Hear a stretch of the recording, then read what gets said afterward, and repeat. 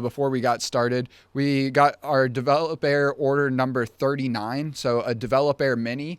This is our base model developer here. So to give you is this the mini here? So this is actually the micro. This is actually a preview. We also got this up and running for the 4th time ever. It's first ever like completely successful flight, being able to fly it with a game controller, being able to use our software to fly it autonomously. So basically tell it to take off, upload waypoints to it, setting points on the map to have it fly to. I was able to do all that. So if not by the end of this month, we're in February 2026. By the end of March, we'll have this actually productized and start selling.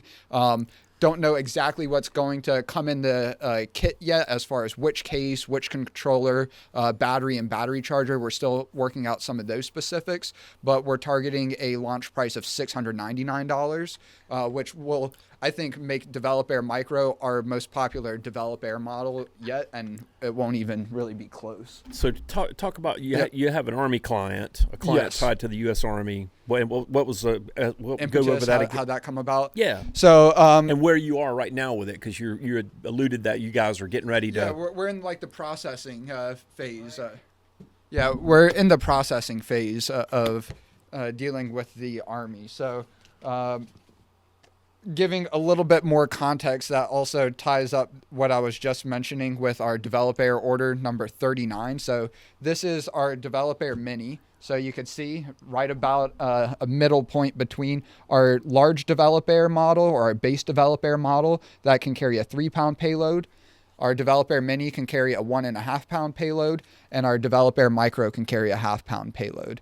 And so we originally designed the developer mini back in 2024, mid to late 2024, after we had a lot of interest for developer, especially within the educational environment, but oftentimes within educational environments, they have very limited space to work with to have students operate the drones. Oftentimes they want to be able to operate their drones inside the classroom, or if not inside the classroom, maybe the indoor gym that they have at the school. And then even more so, a lot of schools, middle schools, high schools, will have students that compete in various extracurricular robotics competitions. So a couple popular ones around here are called VEX and FRC, First Robotics Competition. And then there's our customer, Streamworks. They have their own They have their own competition called Robot Drone League, or RDL. And so Streamworks, they are a nonprofit organization hosting these competitions, predominantly for schools with student teams within rural Appalachia. So they may not have the same access to resources that a lot of like the nicer schools around here have access to, right?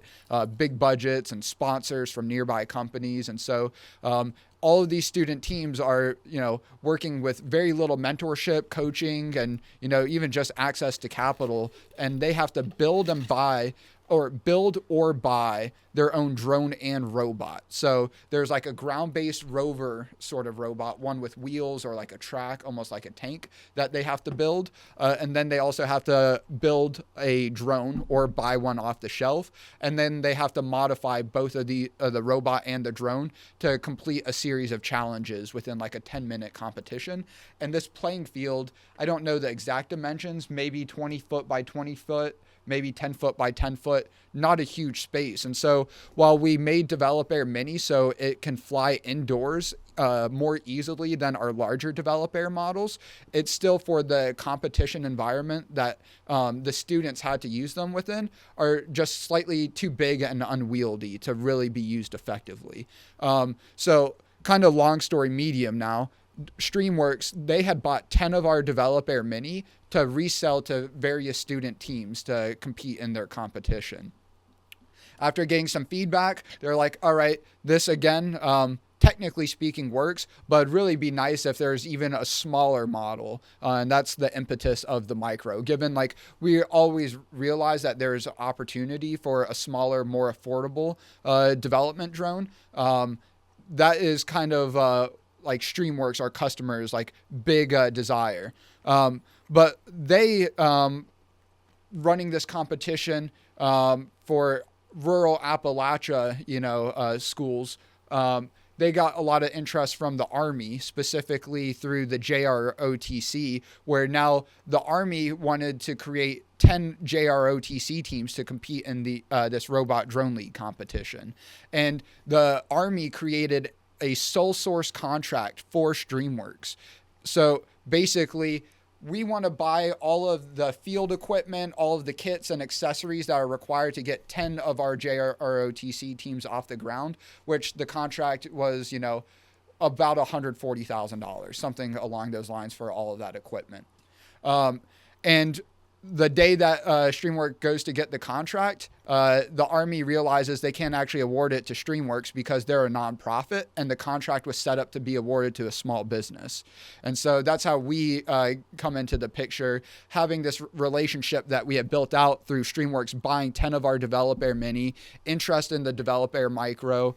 We've worked with them from a animation video production standpoint as well. So classic example of the relationship. Exactly. You're just continuing to reach out and push and whatnot, and people that you wind up doing business with turns into more business, more doors open. Go ahead. And couldn't have put it better myself, where this was really, I think, the first big opportunity that we've had where it wasn't for a product or service that we could provide, but really just the relationship building. I had dedicated time to building, or cultivating over the last few years. And last thing, it all is exponential, because all these relationships, they meet other people, so it all of a sudden it'll start to that's been in my experience, it'll start moving faster and faster, because it's like pyramid thing, right? More and more people out there, and it's all continues to grow if it's good.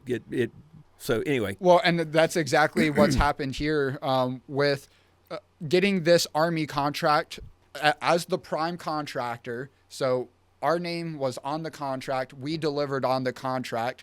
Now, given Streamworks, they did like all of the legwork, and we put ourselves in I put ourselves in a financially precarious position to help make sure that they could deliver on the contract, because there's actual, assets that needed to be purchased and then delivered.